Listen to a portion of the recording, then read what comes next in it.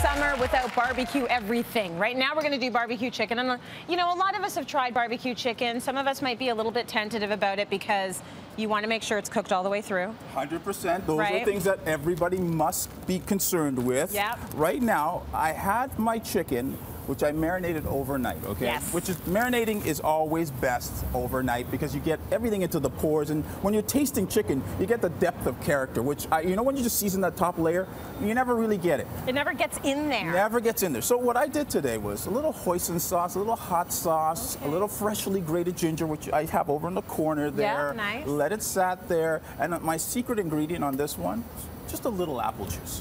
Oh, okay. So let it sit there. It's not too acidic. It's just one of those things that gives it a nice little punch.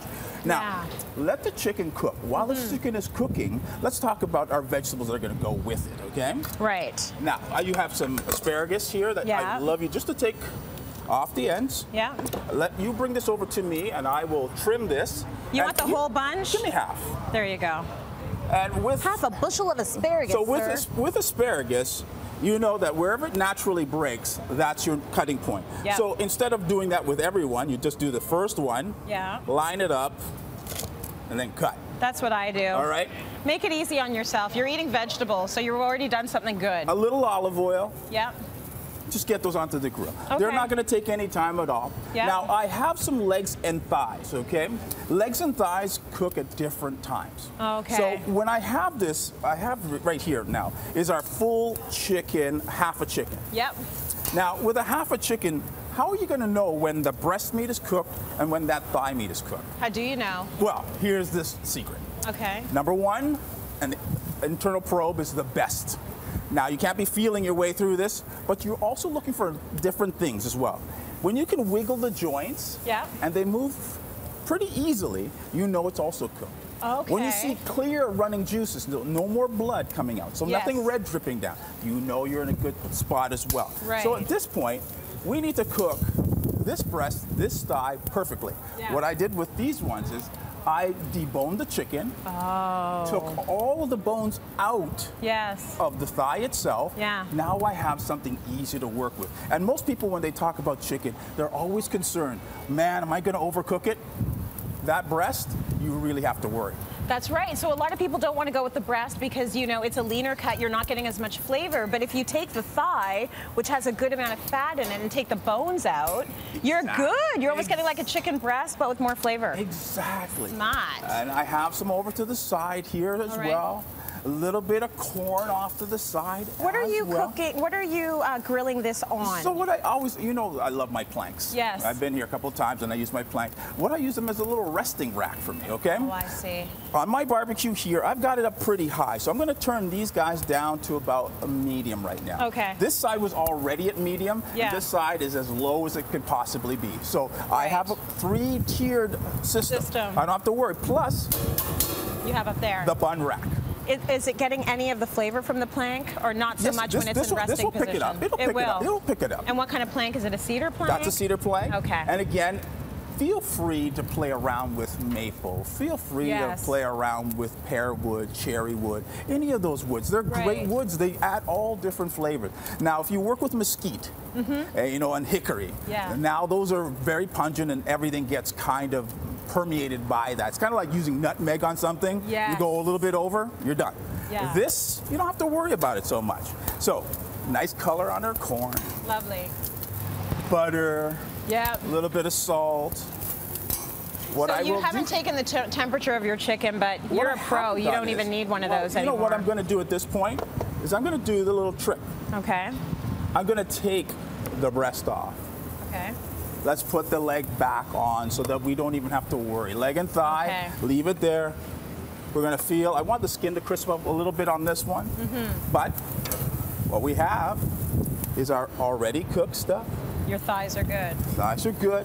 Nice. And what we're going to do now is that marinade that I had, which this was not sitting in that marinade. Never try to reuse unless you bring it to a boil. And all you're doing at this point is you're going to just brush on. Now, it's always a good idea when you're using anything that has a little bit of syrup or sugar in it, glaze at the last minute. Some people have that glaze and they throw it on and why is my chicken burnt? Yes. Well, you know why it's burnt. It's the glaze. You didn't take care of things that you should have taken care of. Can you tell me once again what's in this? So I have a little bit of hoisin, a little bit of ketchup, a little bit of hot sauce, and grated ginger in there. Okay. It's just a simple little marinade. Are there any vegetables that you wouldn't do on the grill? I mean, you've brought pepper, you're doing them whole, because that's the best way to do it. Yes. You've got, well, the avocado you were using. You could grill as well, not a problem. Peaches you used in your other recipe. Peaches you could grill as well. All of that works with these recipes because what you're trying to do is you're trying to introduce summer into what we're doing right now. That's right. And you know, this is Toronto. Yes. We have to hold on to every single one of these days that we possibly can. So I'm happy. Fleeting. Oh yeah, it is fleeting. It's 90-something days, and it is what it is. Yeah.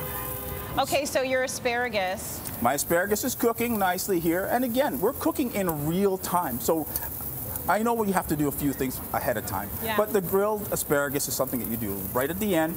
Notice that the color was sort of like this drab olive-ish color. And as soon as the chlorophyll is hit by the heat now, it's starting to project itself out. Now I'm getting green. And all we need, a little bit of salt. Can you grab the pepper for me, please, and thank you. You got it. Now how about you grind? Beautiful. So you put it right on the grill? Right on the grill. So you've got your veggies, you've got your meat that's almost done. Everyone is salivating and waiting for you to serve up and plate it up. And you know what's really important is that at the end of the cooking process, just let things rest a little bit. Let it rest. Let it rest. Before they dive in. I would say that if you've cooked it for anywhere between this chicken, it's going to take us from start to finish, minimum of 20 minutes. Minimum. And I'm talking the legs and thighs, that might even take you probably 25, maybe even 30 minutes, depending on how hot your grill is. So those are the things that people ask me all the time. Well, I read your recipe and it said, well, listen, if your barbecue's just not calibrated the same, or you've had it for 15 years, things might take longer. It might take a little bit longer. Would you ever do the thing where you pre-cook the chicken and then grill the chicken? You know, or does that feel like a big waste of time? For me, I would never do that. But listen, you got kids to feed, you got to move on, and you just want that nice little grill mark. Do it. Okay. I'm going to tell people, don't ever worry about what the experts say. Yes. Do what makes your family happy and do what makes you happy.